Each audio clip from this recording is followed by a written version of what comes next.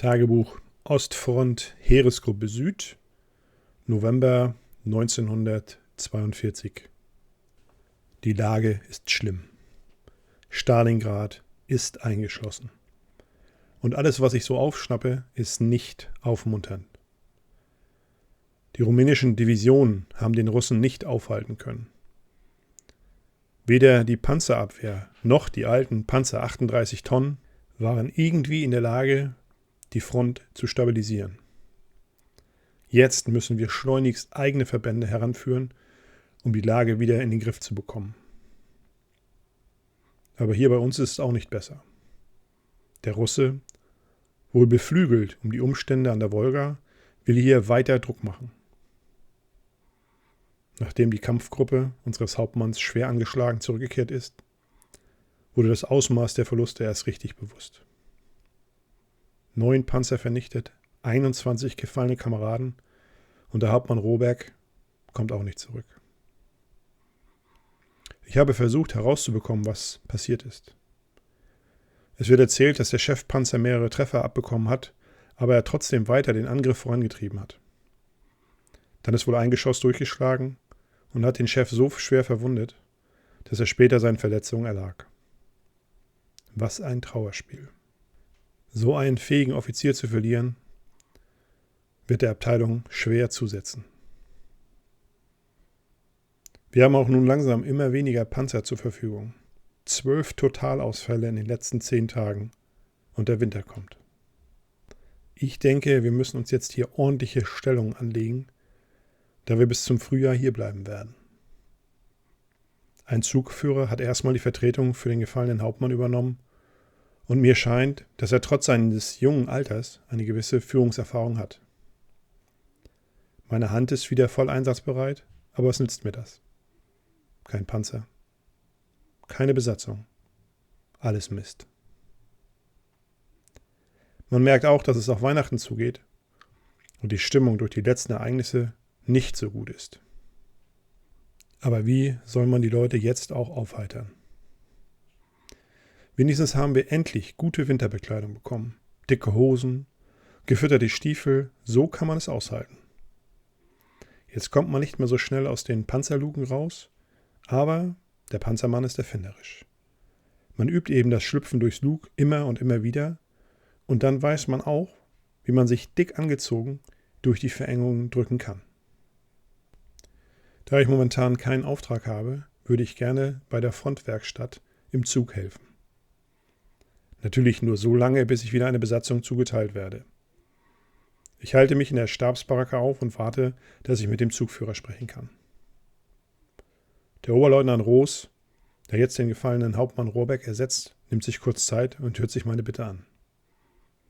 Wir kommen ins Plaudern und stellen fest, dass wir aus derselben Ecke in der Nähe von Hamburg kommen.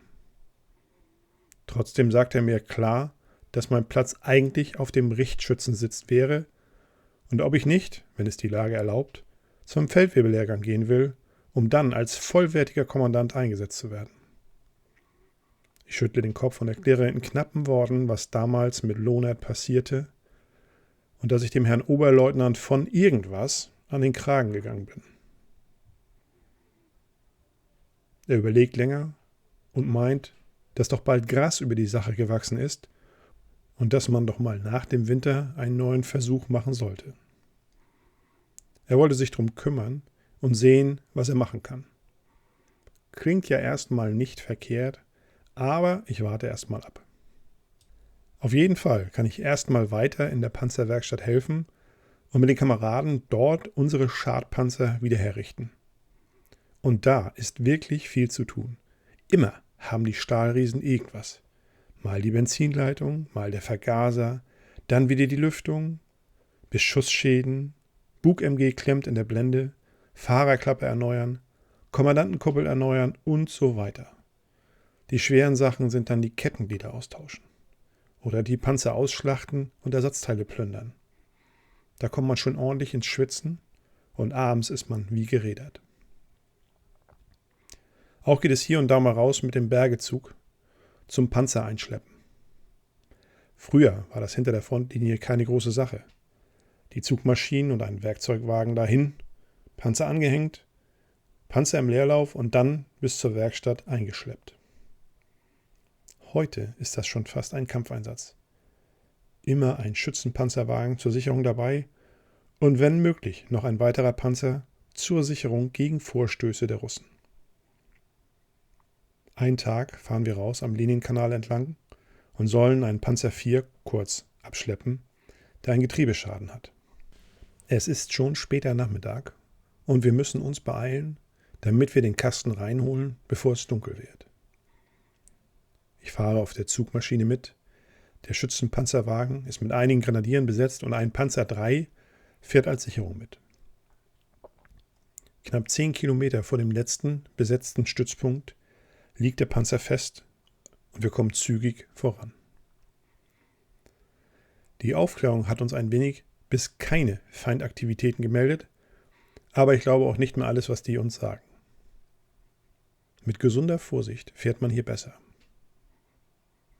Aber hier auf der Zugmaschine fühle ich mich völlig nackt. Keine Panzerung, keine Stahlwand, nichts. In meine dicken Wintersachen gehüllt, fahren wir unter leichtem Schneetreiben die gut befahrbare Rollbahn entlang. Ich denke, wir sollten circa 1 Stunde brauchen, bis wir dort sind. In der Ferne kann ich den Panzer schon sehen und ich suche angestrengt die Umgebung ab, ob ich noch irgendwas anderes entdecken kann. Scheint aber alles ruhig zu sein. Als wir am Panzer ankommen, sind die Männer da sehr froh, dass wir endlich angekommen sind. Alleine hier draußen ist nicht unbedingt gesundheitsförderlich, wie der Spieß immer sagt. Also ran ans Bergen. Die Werkstattleute prüfen den Motor und versuchen noch einmal, ihn wieder zum Laufen zu bekommen. Aber wir drehen schon mal die große Zugmaschine in Position, um dann später den Panzer anzuhängen. Als wir in Position sind, spreche ich mit dem Richtschützen und erzählt mir von einem Versuch der Russen, den Panzer zu übernehmen und deutet auf ein unscheinbares Wrack eines Russenfahrzeuges, das entfernt im Graben liegt, hin. Wir beide machen uns auf den Weg und ich sehe, dass das Fahrzeug mindestens einen Treffer der Kanone abbekommen hat. Alle 4 Russen liegen um das Fahrzeug verstreut. Scheinbar sind die dann noch durch MG-Beschuss erledigt worden. Ich schaue mir das Fahrzeug an, ob da noch irgendwas Brauchbares ist. Da schreit der Richtschütze plötzlich los. Ich drehe mich um und einer der vermeintlich toten Russen hat ihm das Messer in die Wade gestochen. Ich ziehe meine Pistole so schnell ich kann und schieße auf den Russen. Die 2 Treffer machen dem Spuk ein Ende. Eine Kugel durchschlägt die Hand des Russen und die zweite dringt durch sein Auge ein und bleibt im Kopf stecken. Sofort fällt er in den Dreck und ist erledigt. Ich nehme meine Pistole und ziele noch auf die anderen 3 und jeder bekommt noch einen Schuss in den Oberkörper. Da lassen wir uns auf keine Spielchen ein. Man hört es immer wieder, dass sich der Iwan totstellt und dann unseren Truppen in den Rücken schießt. Entgeistert schaut mich der Richtschütze an und hält sich die blutende Wade fest. Ich hole das Verbandszeug aus meiner Tasche und verbinde schnell die stark blutende Verletzung. Er bedankt sich bei mir, aber scheinbar hat er noch nicht so viele Russen aus der Nähe gesehen oder Auge in Auge einen Feind getötet. Im Panzer durch die Optik oder auf ein paar 100 Meter mit dem MG ist das auch nicht so schlimm. Er fragt mich noch, was ich dabei empfinde. Da muss ich tatsächlich nachdenken. Was empfindet man, wenn man ein Leben auslöscht? Auch der Russe hat eine Mutter, einen Bruder oder vielleicht auch Kinder. Aber der fährt jetzt nicht mehr heim. Was denkt man dabei? Ich hake den Verletzten unter und wir humpeln zurück zum Schadpanzer. Nach ein paar Minuten sage ich ihm, dass man doch irgendwie abstumpft. Es ist nicht so, dass man verroht, aber es ist doch irgendwann der Alltag, Leben zu nehmen. So wie man eine Mücke erschlägt oder wie der Jäger das Rotwild schießt. So einfach ist das. Oder doch nicht? Bis jetzt habe ich da noch nicht so viel drüber nachgedacht. Als wir auf der Rückfahrt sind und ich Zeit für mich habe, versinke ich in meine Gedanken. Als der Oberst mich damals nach meinen Abschusszahlen fragte und ich ihm diese mit Stolz nannte, da habe ich nicht mehr an die Leben gedacht, die ich ausgelöscht habe. Es sind ja auch immer nur Panzer, die zerstört werden. aber auch die Menschen darin. Wir kämpfen hier für Volk und Vaterland. Macht es das dann richtiger zu töten? Ist der Bolschewik weniger wert? Als Mensch weniger wert? Oder wie sollte man sich das hinlegen, um reinen Gewissens zu sein? Was wird, wenn der Krieg vorbei ist und wir gewonnen haben? Was wird dann sein?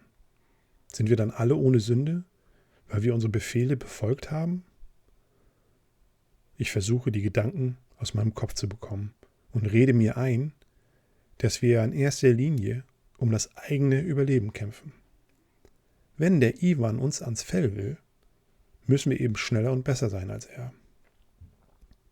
Lieber er als ich. Und nichts anderes zählt. Doch das Erlebte und meine Gedanken hinterlassen einen bitteren Nachgeschmack, als wir wieder in Mostock sind.